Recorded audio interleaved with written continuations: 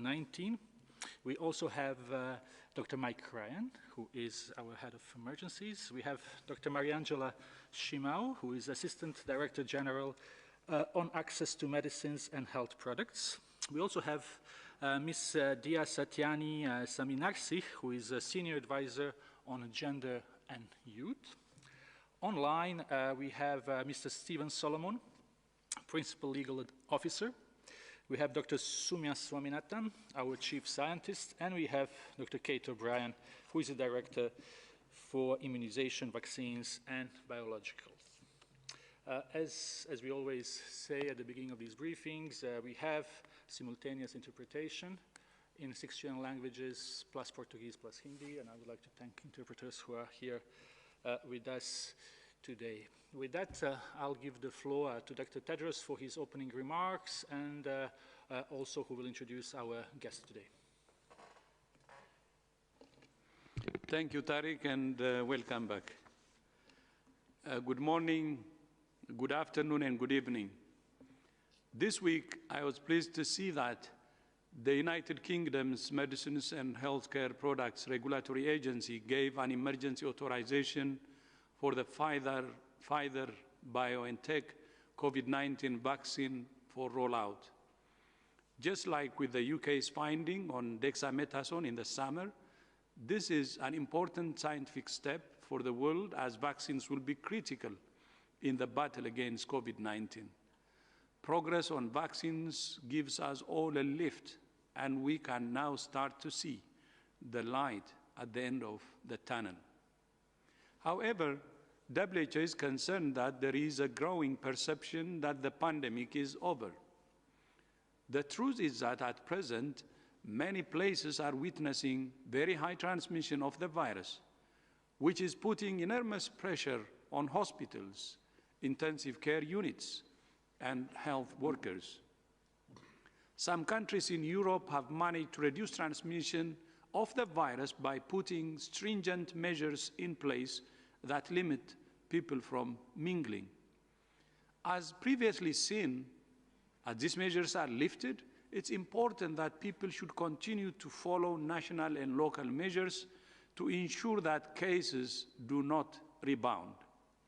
Even as vaccines are rolled out, people will need to keep adhering to public health measures so that everyone is protected.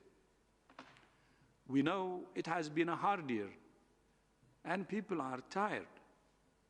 But in hospitals that are running at or over capacity, it's the hardest it can possibly be. My personal ask to people is simple. Please be careful. Think of health workers and act for the greater good, because it will save lives and livelihoods. Fighting this pandemic is everybody's business, the government and every citizen.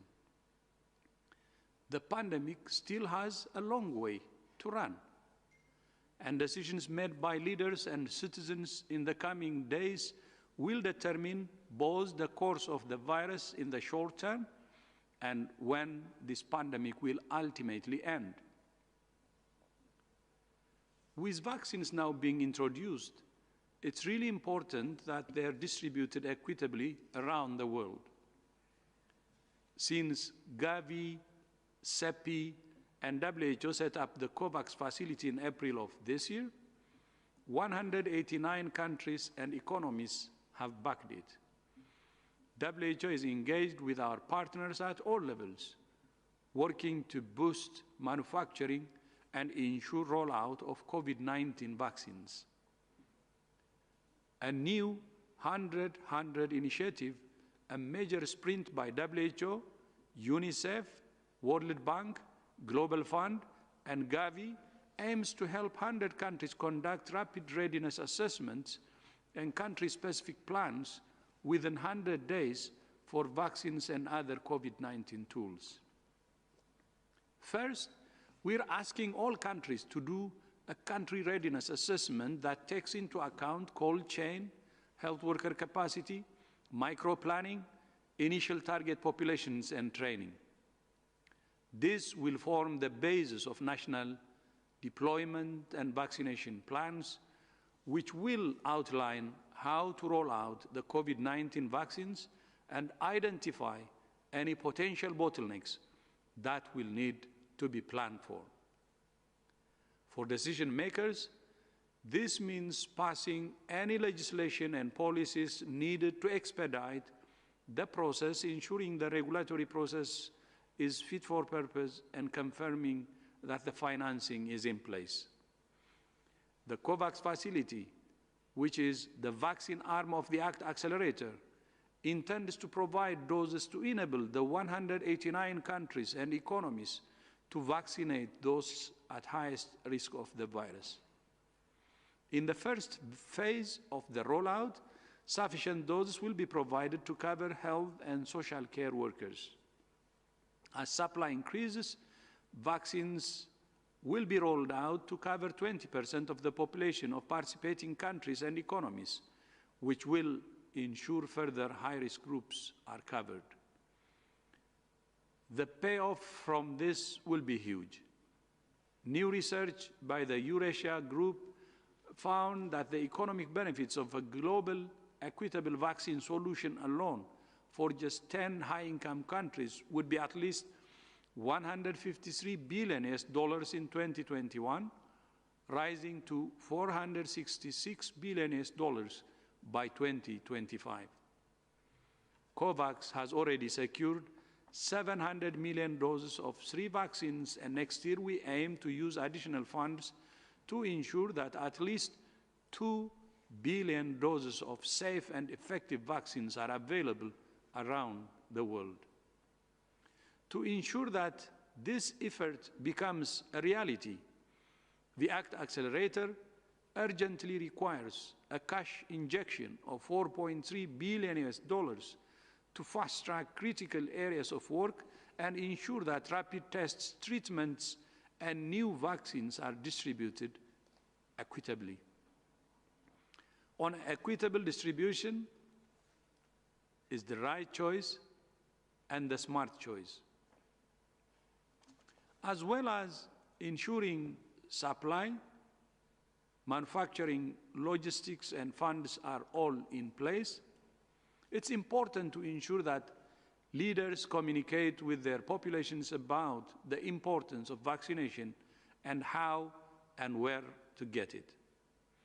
The WHO Technical Advisory Group on Behavioral Insights and Sciences for Health, which was recently established and chaired by Professor Cass Sunstein, released a report this week focused on how best to ensure high coverage of new COVID-19 vaccines. The report provides initial lessons and recommendations. However, like with everything in this pandemic, we need to learn fast and be ready to quickly adapt our strategies. To say more on how best to increase acceptance and uptake of COVID-19 vaccines, I'm joined by Professor Sunstein. Professor, you have the floor. Thank you so much, Director General. And the Technical Advisory Group worked long and hard with WHO colleagues on this report. It reflects decades of research on vaccine acceptance and take-up. Still, this is an unprecedented and in some ways unique challenge, and there's a great deal to learn in real time. This report is the beginning, but not the last word, and there is a great need to adapt quickly to challenges, and the Technical Advisory Group, together with WHO colleagues, will be engaged in doing exactly that. With that disclaimer, there are 3 things that we know that should be helpful in providing a framework. The first is the essential importance of an enabling environment for vaccination. Central questions are: where are vaccination opportunities located? How long do they take? Are they time-consuming? Are they expensive? What is the quality of the experience? Are people treated with respect and kindness? And is equity part of the picture? It's clear that the essential step for increasing vaccine uptake is to ensure an enabling environment for people. The second part of the picture has to do with social norms. All over the world, vaccine uptake has been promoted by favorable norms, and sometimes it's been challenged by unfavorable ones. We know a great deal about how to promote favorable norms. Health professionals are often trusted, especially if they themselves have been vaccinated. Health professionals who are part of the local community and are understood to be connected with the identity and self-understanding of people in the relevant location, they can be extremely impactful. To highlight new or emerging norms in favor of getting vaccinated in this very challenging environment can be a productive strategy. In addition to creating an enabling environment and promoting helpful social norms, it's very important to put a spotlight on people's motivations. Motivations are an outgrowth of values, they are an outgrowth of emotions, and they are an outgrowth of information. A central way to increase motivation is to increase trust through transparency and empathy and clarity, and through meeting people where they are and listening very carefully to people's concerns and fears. An emphasis on the social benefits of getting vaccinated, not just the benefits to people who are getting vaccinated.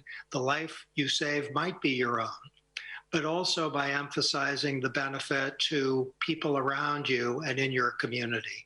The life you save may be your father's or your closest friend's grandmother. Local contexts greatly matter. We know that. One size fits only one. It doesn't fit all, which is one reason that learning from the community and engaging carefully with relevant people, leaders, and ordinary citizens is central both to promotion of widespread vaccination and to promotion of equity. We have in today's document a provisional framework, but it's important to underline the word provisional and put it in large font. It will be essential to obtain and consider new knowledge as it emerges. Thank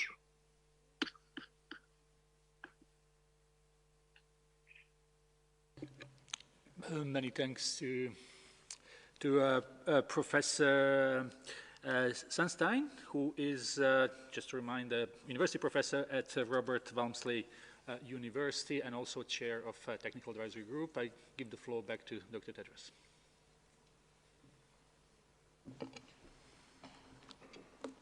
Thank you so much, Professor. I couldn't agree more about the need to have an open dialogue with people about COVID-19 vaccines so we can ensure they're effectively rolled out. Again, thank you so much for your leadership, Professor. And it's a very important area that you're covering. And we hope it will support the vaccination program, which we hope we will be starting soon. It's important that all groups have a voice in the future of health and the planet. In this regard, today I'm announcing the launch of a WHO Youth Council, which will provide advice on key health and development issues affecting young people.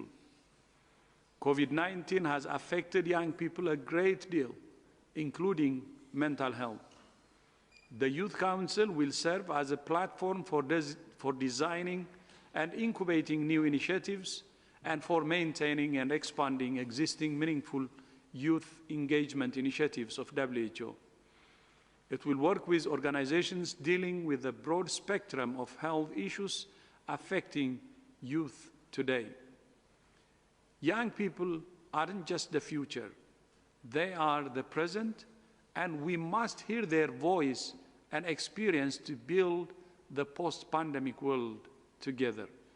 I thank you. Back to you, Tariq. Many thanks, Dr. Tedros, and thanks also to Professor Sunstein, who is the chair of Technical Advisory Group. We also have online Professor Saad Omer, who is a director of Yale Institute for Global Health, who is a member of Technical Advisory Group and who can answer any questions that can come on this topic alongside Professor Sunstein. Also from our side, we have Alena Altieri online, who works on behavioral insights. So if we get questions on that, we have several people who can answer. Now I will open the floor to questions, and as always, please try to be short and one question per person. Let's start with Nina Larsson from AFP. Nina, you have the floor. Thank you for taking my question. On the issue of vaccine confidence, I've seen that U.S. President-elect Joe Biden and several former U.S. presidents have said they are willing to be vaccinated in public as soon as the vaccine receives approval. How important do you think that would be for building confidence in vaccination? And to Dr. Tedros, would you be willing to do the same? Thank you.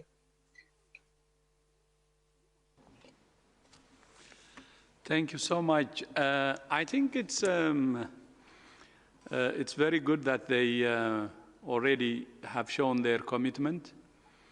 You know, they can influence their influencers, and many of those who follow them can be influenced, and it's a good idea.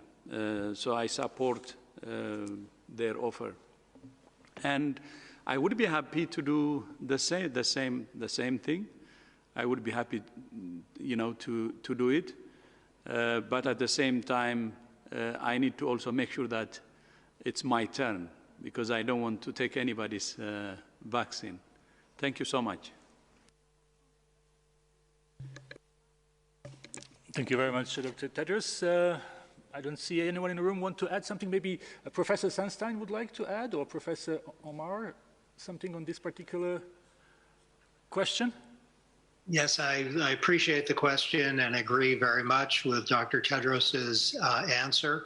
To have credible leaders, people who are in positions of authority and highly visible, indicating their willingness and even eagerness to get vaccinated is a positive step. Thank you very much, Professor Sunstein. And now we will move to the next question. I understand we have Barzu Daragahi from Independent with us.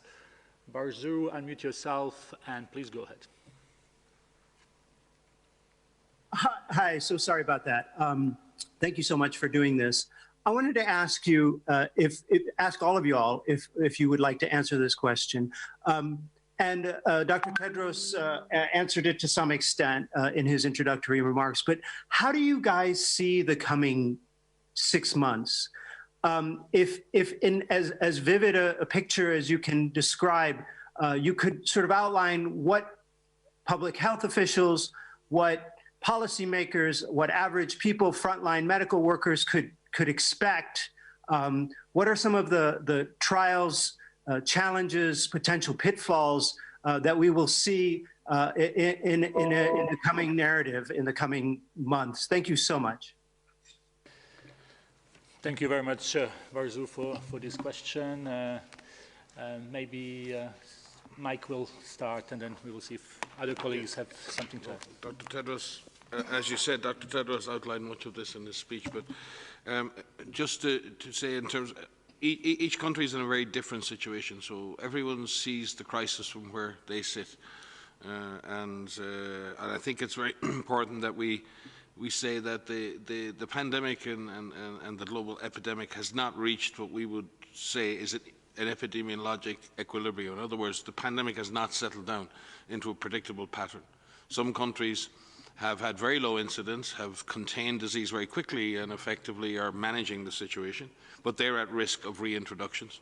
Some countries have very intense transmission and have contained 1 or 2 resurgences of that and are approaching lower rates of transmission.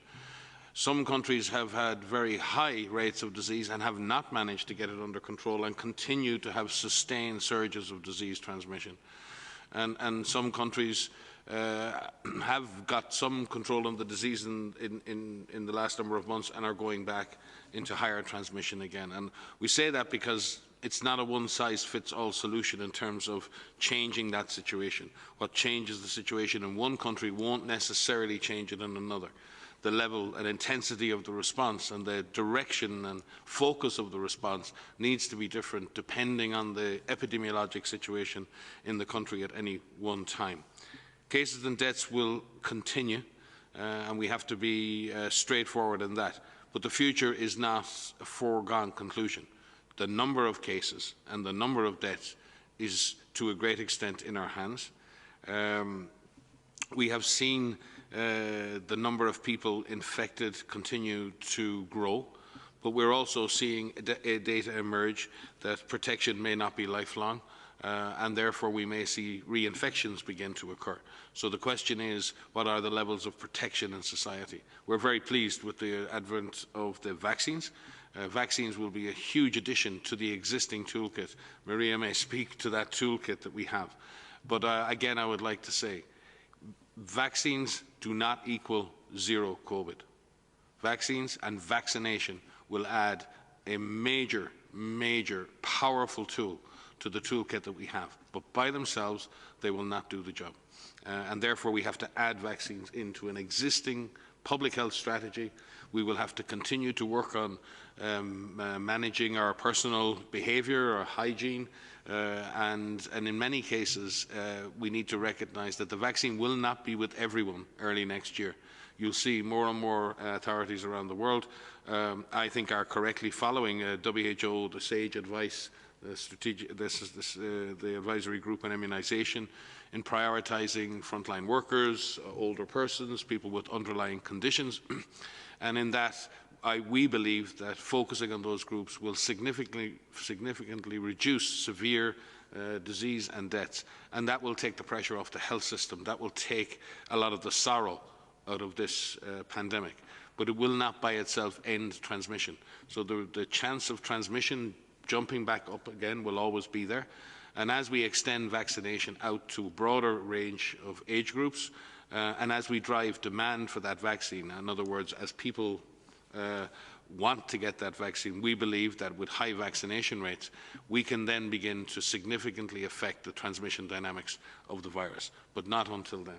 So there are two phases. One is controlling and reducing death and severe disease, and the second phase is controlling the actual transmission of the disease. Right now, what we do have at our disposal are many measures that can significantly change transmission. And that is physical distance, avoiding crowded places, hand hygiene, wearing a mask, and all of the other things that we've all been speaking about. These are the measures we have at our disposal. Beyond that, I think I'll pass to Maria, who may be able to give you some more specifics. So we're at a moment, an inflection point in the pandemic, but we're not at a point where we can walk away from what we've been doing already.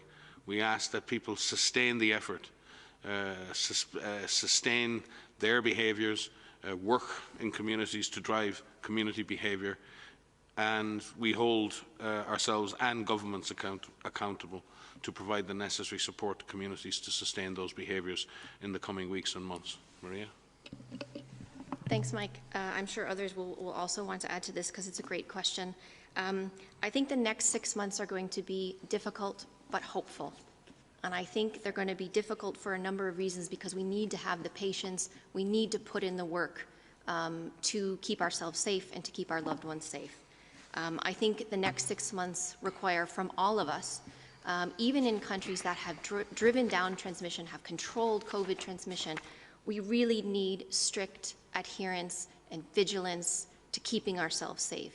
It's putting in all of the measures, carrying out all of the measures, taking a risk-based approach, each of us, to our daily actions from when we wake up in the morning to when we go to sleep at night for ourselves and our families.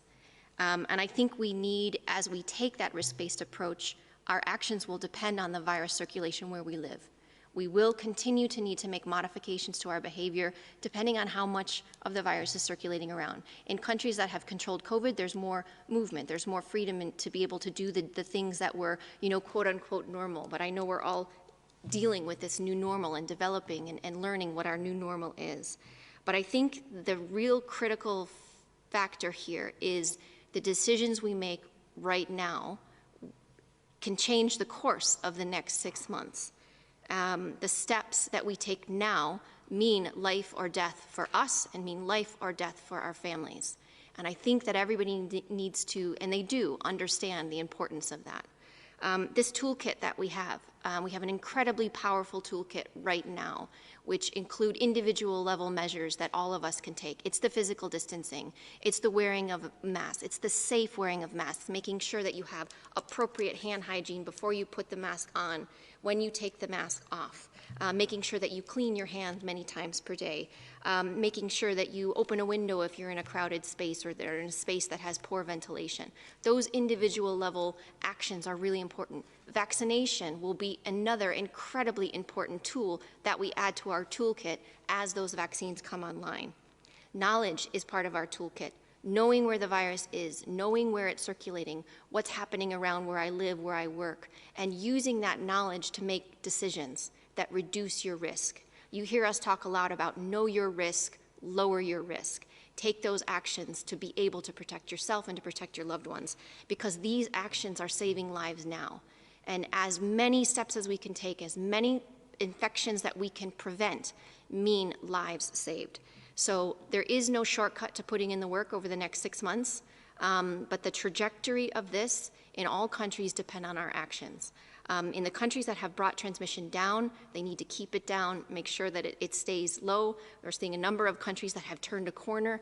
Many countries across Europe, which are now seeing reductions in transmission. We need to keep that up. We do not want to be in the same position we were in the spring and going back and forth between lockdown or so-called lockdown and opening up and lockdown and opening up. We can keep that transmission down.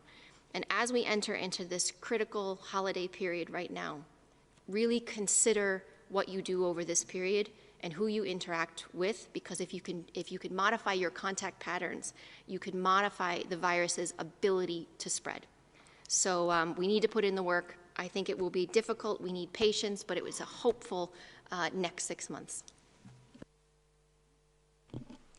Just some brief words, because there's so much hope around vaccines right now, right? And actually, when you look at the next 6 months, we can't be lulled into a false sense of security, but at the same time, we need to maintain the hope in our hearts, because we are seeing that science is advancing quickly, more quickly than ever in our lifetime.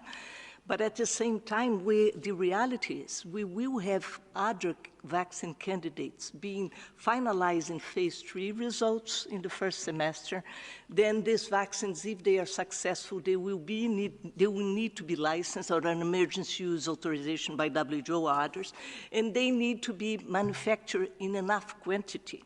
So let us say that the next 6 months, it's not over yet, but we have hope with appropriate care. So let's not lose the focus, and let's keep hope with care. Thank you. Thank you very much. Yes, Mike, I fully agree with Mariangela, but we also have to be extremely clear at this moment with countries that currently have high levels of transmission at the end of this year, or up to the end of this year, are going to have to sustain very strong control measures, or this disease will blow out of control in some of those environments. And they will risk ongoing epidemic yo-yo situation through 2021. There needs to be an aggressive scale-up of public health surveillance and control measures in countries that are currently experiencing very high incidence, because you've got to get transmission down to a manageable level. And then the vaccines will come in and make a huge difference quickly. I've heard our colleague Tom Frieden talk about the 1-2 punch. We need to take the virus out through public health measures, and then we need to hopefully finish this virus with the vaccine. So I couldn't agree more with my colleague Mariangela. We have to sustain that hope. But those countries currently in the fight of their lives, you have got to stick with this. You have got to try and control this transmission, or your health systems will not be able to cope. Some countries are turning that corner, and I believe will sustain those control measures. Some countries are not, and some countries are actually going back into very high transmission levels, and there is no prospect that vaccine will end that transmission in enough time. And I think this is the difficult dilemma that everybody faces. We're all tired, and I agree, and we need the hope. I need this hope, and thank you, Angela, for the message of hope. But we also need to be realistic. We're in a pivotal moment in some countries. Some countries' health systems, not all, not that many in fact, but there are some countries on this planet whose health systems are at a point of collapse. And right now we have got to take the heat out of this transmission in order that those health systems can cope and bring that vaccine on as quickly, as safely, as efficaciously. And as our previous colleague said, we've also got to drive demand and convince people and continue to convince people that this vaccine is a safe and efficacious way out. I have seen vaccines transform the world and change the course of epidemics, and I fully expect that these vaccines and the ones that are to come will do that. But I don't think we're in disagreement, Mariangela. I think we're in lockstep. But I am concerned personally for some countries that are really, really struggling right now, and we have to protect those health systems in those countries, or there will be even more death and sorrow. Dr. Kate O'Brien, you wanted also to add something on this, but also on a previous question. Kate? Thanks. I wanted to address this from very much building on what Mike and Mariangela have said from the vaccine perspective. What is really important is that there's no country that is going to have enough supply from the very beginning to immunize everybody who should probably be immunized.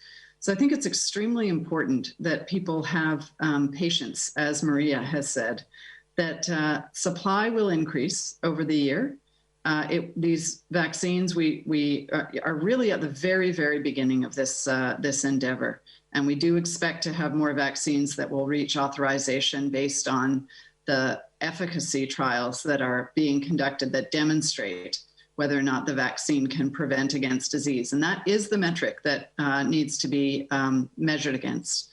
And I think what is really important, we're also seeing in the media some concerns or changes in expectations around who will go first. Prioritization in every country is going to need to take place. And it's really critical that, that the communities and the population of each country has a clear understanding what the basis was for those choices, and why there are certain groups that are going first and which groups there are and what the evidence is for that. If we don't have that sort of clear public conversation, then I think there will be concerns in some countries about who goes first, why they're going first. And this is, I just can't emphasize enough the importance, and I think it's the media is such an important means for that conversation to happen.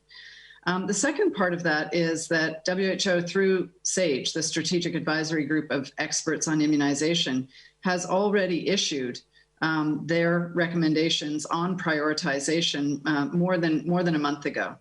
And so I would really direct people to those recommendations, which then are tailored within each country. But we have already issued recommendations about the very first prioritization, the next most priority group, and onward through a series of priority groups according to the amount of supply that is available within a given country. And then the third point I just want to make is I also think it's really important that people are prepared. As we have been saying, it's a daunting task to roll out these vaccines in the pace and scale that they need to be rolled out in. And so there are expected challenges in front of us, but there will also be unexpected challenges. And no endeavor like this is going to go without some unexpected set of things happening. And I think the more that we can be clear that we will be transparent, we'll be honest, we will explain what's happening. That's how I think people get confidence in the whole process. I just really want to reemphasize that so that people don't feel that vaccines are going to be some sort of, turn of the switch and then we're completely over this. People need to get vaccinated. And that's going to take some time in every country and in any country. Thank you. Thank you very much. So this question from Barzu was one that got lots of interest in answering. So I understand that Professor Saad Omar would like to briefly add something. Professor? Yeah, just to sort of pivot to the behavioral response. So we should, I'm sure everyone recognizes that the most perfect, equitable delivery system can get a vial to the healthcare provider, vaccinator's hand, but not into the arm. And so these behavioral aspects of immunizations are a core part of the response to this pandemic and the response to standing up an immunization program. And countries should recognize that this has to be part of their core planning. It can't be just reactive. And just like you plan for cold chain, there has to be a planning for the behavioral response that goes along with vaccination. A few things specifically to keep in mind when you are vaccinating literally billions of people. And there are natural background events that happen normally that would have happened without vaccination. So those events will happen. And in the current media environment, even with the safest vaccine out there, there will be rumors. So there are behavioral science-based approaches to inoculate populations against rumors. There are approaches to counter those rumors. Similarly, we know that in certain populations, there is a possibility of behavioral disinhibition. In a sense, those who are vaccinated earlier on, or others who think that now there is a vaccine available, may change their behavior. And as Dr. Ryan said, we are not out of the woods in terms of other measures until perhaps we reach really, really high level of immunization. So that countries will have to be prepared for that. And the last thing I would say is, just like we demand the most rigorous science from vaccine development, countries should also demand the best possible behavioral tools, because it is a science, and that it is serendipitous that WHO stood up this program around behavioral insights and the technical advisory group. It was, my understanding is, it was planned before the pandemic. But what serendipity it is that if it had to be stand up, and one of the initial tasks this group is undertaking is to support countries in their behavioral response. So again, what I would suggest is use the same level of rigor in the behavioral response, and go to the science as the fountainhead of your interventions rather than just guesswork for the behavioral response. Many thanks, Professor. So we will move on with questions. Hopefully we will be able to be a little bit faster and take as many as we can. We have from Montreal, from Radio Canada, Chantal Srivastava. Chantal, please go ahead. Bonjour, I will switch to English, but I want to let you know that I work in French as a science radio reporter. I'm based in Montreal, and I would really appreciate if one of you could give me a clip in French for broadcast purposes, but I can live with an answer in English for the content, obviously. So I would like to follow up on something that was mentioned yesterday regarding the e-certificate for vaccination. I want to just clear up something that is a bit confusing in my mind. I want to know what it is exactly, and maybe hear a little bit more about what's going on in Estonia now, the partnership with WHO, and also know how in which way it's different from the immunity passport that the WHO didn't want to see coming last summer. So where do you draw the line? What's the difference? What are the hurdles and so on? Thank you very much for taking my question. Chantal, thank you very much for this. We will answer you in English right now. There is a translation, but we are also happy to do interview with you in French on this afterwards. So please, if translation is not enough, just contact me. I will send you an email. I have your email, and we will organize something for you. Thank you. I think Kate O'Brien may speak to this as well, but let me clarify a couple of differences here in terms of certification just of vaccination. There's a difference between certifying vaccination within a country where people are issued with a proof of vaccination or a certificate of vaccination, which children all have, which is a way in which people have a record of their vaccination, so recording vaccination. That is very different than the requirement for vaccination that may occur if someone is travelling internationally. So we have to have a very important debate about the issue of certification of vaccination and then the nature of discussion around mandatory vaccination. It is difficult to talk about mandatory vaccination when nobody has been vaccinated yet and when only small numbers of people will be vaccinated in the coming months. But we must prepare for that. There is only one vaccine that is required in certain circumstances for international travel, and that is yellow fever vaccination, which is required under the IHR for travel from yellow fever endemic areas to other countries. And therefore, if WHO were to engage in a process of requiring vaccination, that would have to be supported by the international health regulations and our member states, and that will require further debate. With regard to Estonia and others, the government of Estonia are working very closely with the Director General, with Bernardo Mariano and our digital health initiative on digital tools in general. And one of those digital tools may be a mechanism, and this is the tool you may use for certification or recording vaccination, and that is an ability to move from a paper-based record to an electronic record.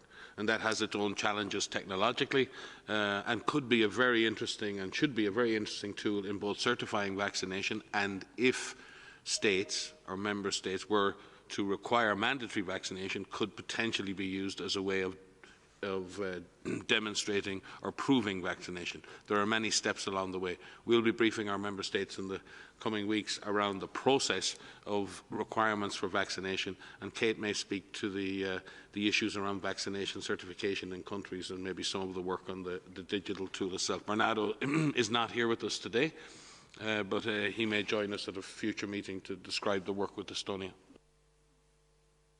Yeah, let me just add a little bit to what Mike has to say about this.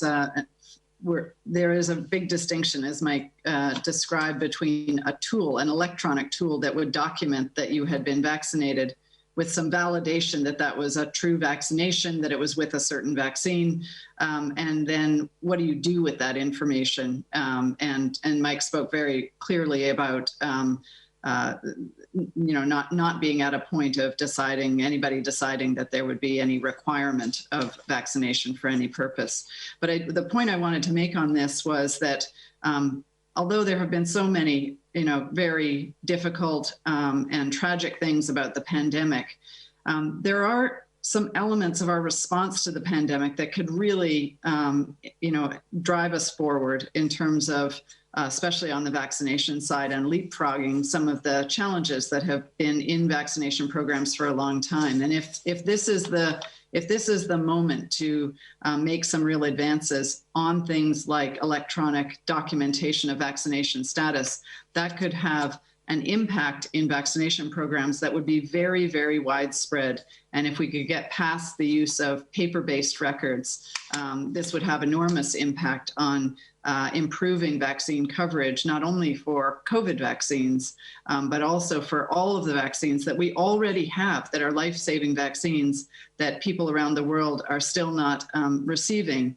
in the numbers and in the places and in the diversity of the vaccines that they need to get. So this idea and making it a reality of electronic vaccination certificates at the individual level is an extremely interesting and important step forward. And we're working within WHO across all different groups to develop the guidance and the standards that any application should meet in order to have the elements within it that it would stand up to scrutiny. Thank you. So to the last part of the question related to the immunity passports and what is different from there. So separate to the e-certificate for vaccination that Mike and Kate just spoke about, in the springtime, WHO issued recommendations against using an immunity passport, which is what some countries were discussing about issuing some kind of passport for travel for people who have been infected with the SARS-CoV-2 virus, the virus that causes COVID-19. And so we recommend against that because of the testing, the antibody testing. So this is different to vaccination. This is from natural infection, and then antibody tests are provided, and we understand, we can get an estimate of how many people had been exposed to the virus. And there are still some challenges with the antibody tests that are available. What we understand is, 90 to 100% of people who are infected with the virus do develop an antibody response, whether you have mild infection or asymptomatic infection all the way to severe infection. And we are still learning how long that antibody response lasts, how strong it is, how it relates to immunity from another infection, and how long that lasts. There's really great research that is ongoing that is indicating that the immune response, the antibody response, lasts for 6 months, possibly longer. In some people, it may wane after a few months, but we do get a good indication that the natural infection immune response is lasting for some months. We're about a year into this pandemic, and so we still have a lot to learn, but there are good results from that. So I just wanted to come in on the difference between the immunity passport, which is different than what you were talking about for the e-certificate for vaccination. Thank you very much. And yes, Chantal, we can stay in touch for French if the translation was not enough. We go to Kai Kupferschmidt from Science. Kai, please. Hey, Tariq, nice to hear you again. Thanks for taking the question. So I wanted to ask for an update a little bit on what you expect with COVAX. I mean, the UK, the US, probably other countries in Europe are going to start vaccinating maybe before the end of the year. And I think this already creates the perception, of course, that vaccines aren't being distributed equitably. So I'm curious, at what point we will be able to actually see the first vaccines go to other countries, and also whether you have a message for these countries that at the moment are using bilateral deals to vaccinate their own populations first. Maybe I can, Tariq? Yes. Thank you very much, Kai, for this question. So, Soumya, please go ahead. Thank you, Kai. That's a really important question, and that concerns all of us at the WHO. And, as Dr. Tedros has said many times, the ACT Accelerator was created in April, led by the WHO with many other partners, for two reasons. The first one was to try and accelerate the development of tools, therapeutics, vaccines, and diagnostics. But equally importantly, to ensure equitable access, because there's no point having products that do not reach the majority of the world's population. And we've seen that happen in the past with simple diseases like hepatitis B, where it took 30 years for a vaccine after introduction in high-income countries to get introduced into low and middle-income countries. So that's why the ACT Accelerator was launched, and that's why the COVAX facility was created. And as you know, 189 countries and economies are a part of this. That represents over 90% of the world's population. So this is really, I think, buy-in from most of the world. Now, how are we going to do this? It's by pooling the risk in investing in more vaccines on the development side, and that's what CEPI leads on the R&D, and it's by pooling procurement, by having enough volumes so that you could get good prices, but also being able to negotiate with a number of different manufacturers and developers. And that's exactly what the COVAX facility is doing. As of now, we have deals which would provide access to about 700 million doses. That's not sufficient. The goal is to get at least 2 billion doses by the end of 2021, which will be enough to vaccinate approximately 20% of the population of the countries who are part of COVAX. And as was said earlier by DG and by Mike, that's just enough to bring to an end the acute phase of the pandemic, reducing mortality, reducing impact on health systems. Now, this is going to need a couple of things for it to happen. The first is, of course, enough financing within the facility. And again, the DG has repeatedly called upon the world to make sure that there is enough financing, because vaccine rollout in an equitable way is our route to getting the world back to some degree of normality. So we've raised about $2 billion, which is enough for 2020, but we urgently need another $5 billion in order to meet that goal of 2 billion vaccine doses. So that's the most important thing.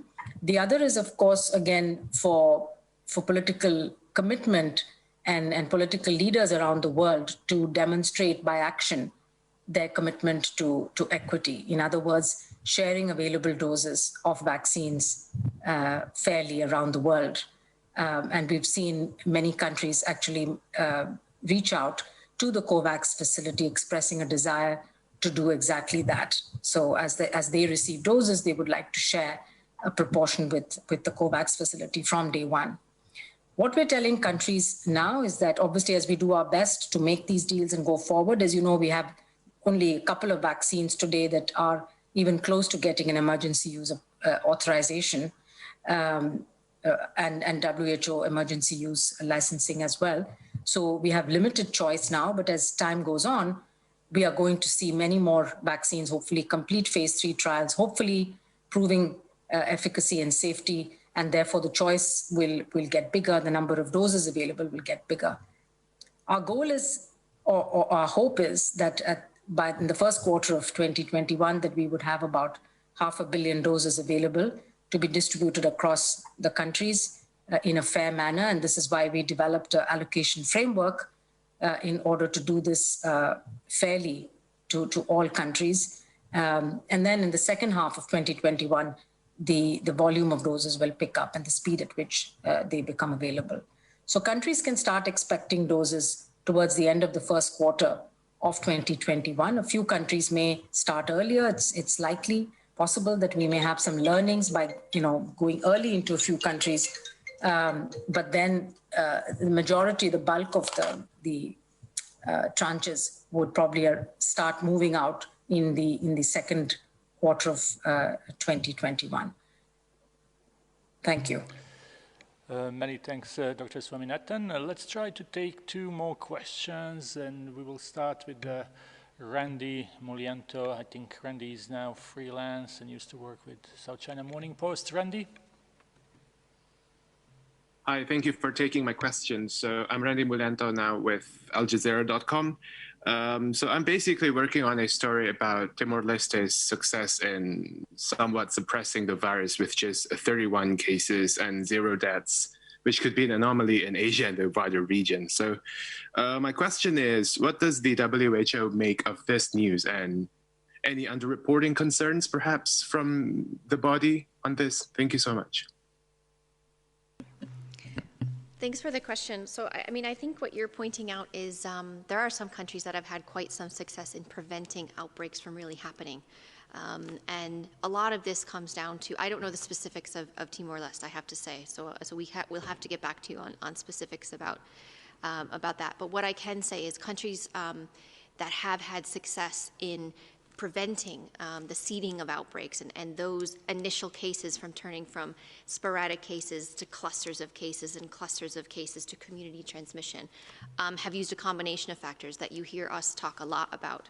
And a lot of it is an initial reaction and fast action related to active case finding, really being aggressive and having a robust approach for testing cases, having a high suspicion of potential cases, testing those individuals, isolating those individuals, and carrying out the public health measures such as contact tracing, quarantining of contacts, making sure that they're supported in that quarantine, communities, talking with communities and making them understand and listening to the concerns of communities to understand how they can be best supported through these very difficult times. outlining all of the different measures that need to be put in place, the physical distancing, the good hand hygiene, the wearing of masks where appropriate, good respiratory etiquette of coughing and sneezing into your elbow, avoided crowded places, all of these things put in place. And what we've seen is this really early, robust action, taking an approach that's beyond health, that includes other aspects of societies, have really have had some success. And I think that is something that we continue to learn from. Many countries, many island states have had success in doing this and preventing those initial cases from really seeding and taking off. But they have remained vigilant. They worked very hard. There are some restrictive measures that may have been put in place in certain locations. So it's a combination of factors. It's not a one-size-fits-all. The tools are there, but the application and the implementation of those tools have been tailored to different countries, to different areas, to different cultures, to different beliefs. And I think that's the take-home here, is it's the combination of factors implemented in different ways that fit the countries and the people that live there. Yeah, and we could just add that Timor-Leste is also dependent on control in some of the surrounding countries. So as countries around Timor-Leste have gained control of the disease, that's reduced the pressure. But I would also suggest that, again, a bit like in some other Southeast Asian environments, Timor-Leste has been through very difficult times. It's relied very heavily on UN and NGO-based support. And as such, there's a very distributed sense of healthcare delivery and other sense. There's a very high sense of community resilience, decentralized approach to the delivery of health care. And again, organizations like the Red Cross and the Red Crescent Society, they're very well represented there. So there are a lot of community-based approaches, and I know there was a lot of vigilance at borders. There was a lot of screening and a lot of follow-up of people entering the country. So there are a lot of different things that may have, again, I don't have the exact details on every aspect of the Timor-Leste response, but there are factors that would point towards a lower incidence. And there are many island nations, and Timor-Leste is on a very large island, but smaller countries that have managed to keep disease numbers very low, like Fiji and others. They may be protected by their island status, but they're nonetheless vulnerable. And I think it tells a tale. If you can keep your numbers low, then keeping them low becomes easier. The higher your numbers go, the harder it is to get back to a low level.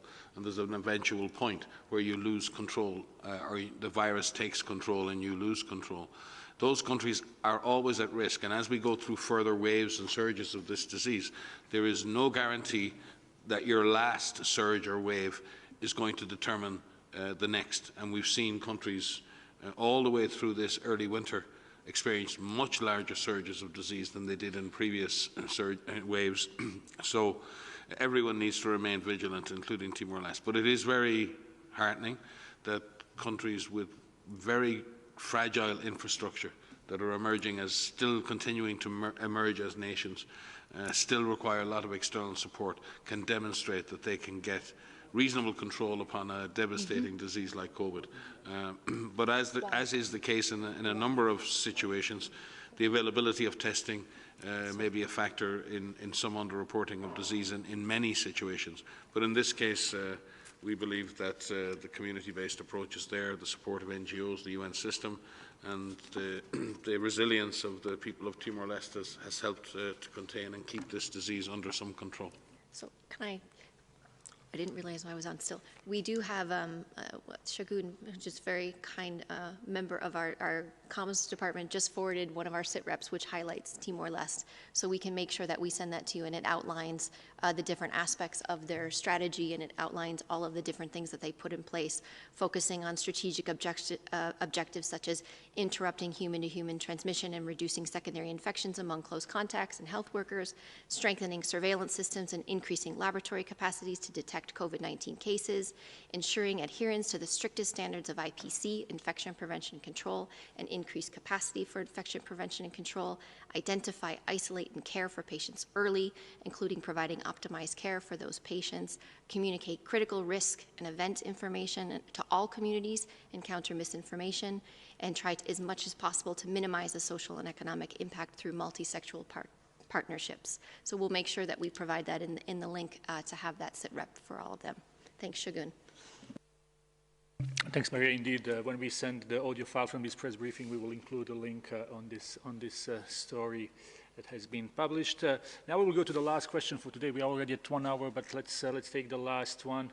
And I will already apologize to those that we will not be able to take the questions from. But as always, please contact us at media@who.int with your questions, and we will try to help.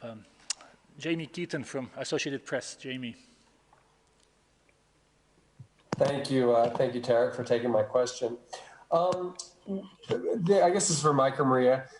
We've seen a number of health officials who are claiming the quality of their certification processes are better than others. I'm thinking particularly in Britain and the US. But many people that I've spoken to, and these are educated, reasonable people, say that they're not convinced about vaccine. This vaccine has been developed at a light speed compared to other vaccines. The mRNA vaccines are a new technique and they're uncertain about it. And other vaccines in the past have had dangerous or harmful side effects that may be turned up afterward.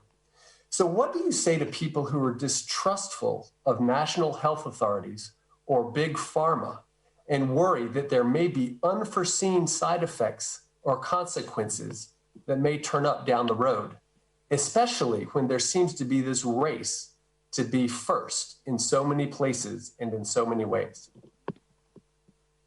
I think Sumia, Kate, and others can speak to this, Mariangela and others. But Jamie, I would ask that you also be careful with your rhetoric. This is an important time for us to have a proper dialogue, and the way in which you formulate a question can often betray the way you intend it to be answered, and that's how misinformation and disinformation spreads. I think we need to have a very open debate on these issues. I think we need to get very good at getting good information out to people. But preemptive statements around distrust, preemptive statements about previous problems and other things don't necessarily shape the argument and shape the dialogue that we actually need to have between ourselves, with each other. There are differences between the safety and efficacy processes and then the regulatory process and the policy that's used then for distribution of vaccine. There are many moving parts in this. And as Mariangela said, it is a moment of hope, but it is also a moment in which we have to be monitoring and be very careful. So Mariangela and others will speak to that. But I understand your intent, Jamie, is good. But please let us all be careful with our words on this matters. This matters. This counts. People being vaccinated matters going forward. They need to get the right information. We don't want people's health to be affected by a poisonous debate around this. We want a positive, engaged, informative debate on this issue. Thank you. Dr. Swaminathan, would you like to add something? Yes, and thank you very much, Mike. I think there's huge responsibility on all of us, including journalists, on how and what we communicate. Let me talk about the mRNA first, because many people have this impression that in some way this can create some genetic changes in the body. This mRNA is of coding for the spike protein of the virus. And the way it works is that it gets into the cells, the body of our body, into the muscle cells where it's injected. And then the mRNA is basically a mechanism to give messages to the cells to produce a protein that's encoded in it. So the cells start producing the spike protein, which normally they wouldn't, right? It's because it's a viral protein. And then the spike protein is released and then stimulates the immune system to start making antibodies and the T-cell immune response. There is no way that the mRNA can get integrated with the genome of the human beings. We do not have any mechanism to bring mRNA into our own DNA. So I think the first thing is, this is one of the big myths out there, that the mRNA vaccines will alter the genetic profile of people into whom they're injected. There is no way that that can happen. Now, having said that, the mRNA vaccines are a relatively new platform. And while there are several that are in clinical trials, there are several vaccines that are in clinical trials for other infections. So in phase 1 and a couple in phase 2, but it is true that we do not have a lot of people having been given the mRNA vaccine. So that way it's going to be a new one, but there's no reason to really believe that it should be any less safe than any of the other platforms. If at all, it could be safer. And the preliminary results we have from the Pfizer and the Moderna vaccines is that there was not a lot of adverse events during this period, but that's, again, it's a short period.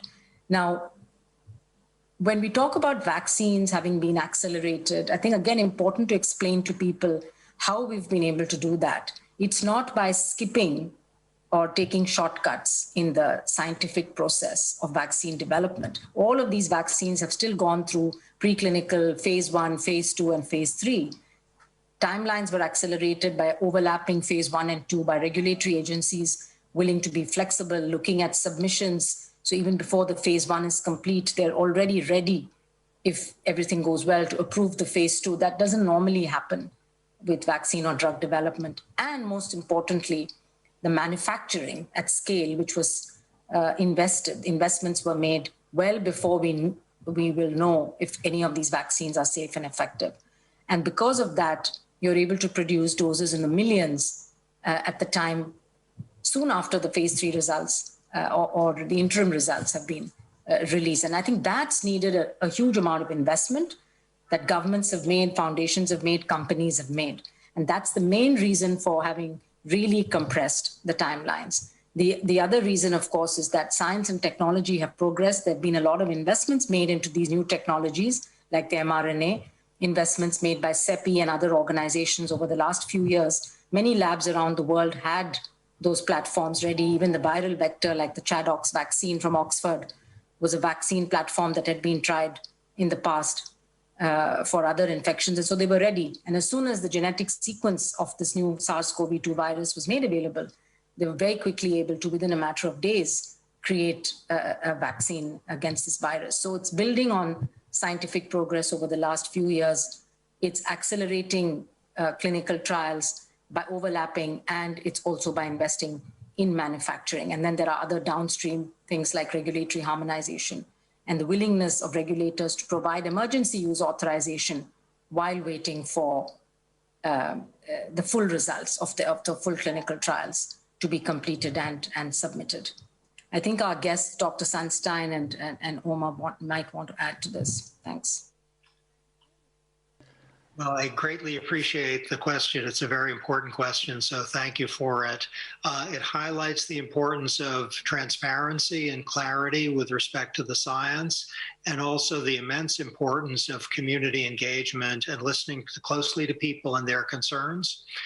We've learned for prior outbreaks and vaccinations that it's very important to be listening to people as well as to be speaking to them, that there's a lot that can be learned from eliciting and attending to the concerns there are. And when people are worried about risks and side effects, to be very transparent with them is essential. And also, if they have particular concerns about what they see as unnecessary or excessive speed, to engage, as what was just done, the issue on the merits in a way that treats people respectfully. Thank you very much, Professor Sunstein, and Mike and Soumya as well. I think this is a really important message for everyone out there, that we need to engage in a positive debate and follow the science. Before we conclude, I will obviously give the floor to our Director General for his final word. Yeah, thank you. Thank you so much, Tariq, and thank you to all who have joined today, and look forward to seeing you in our upcoming presser. Bon weekend.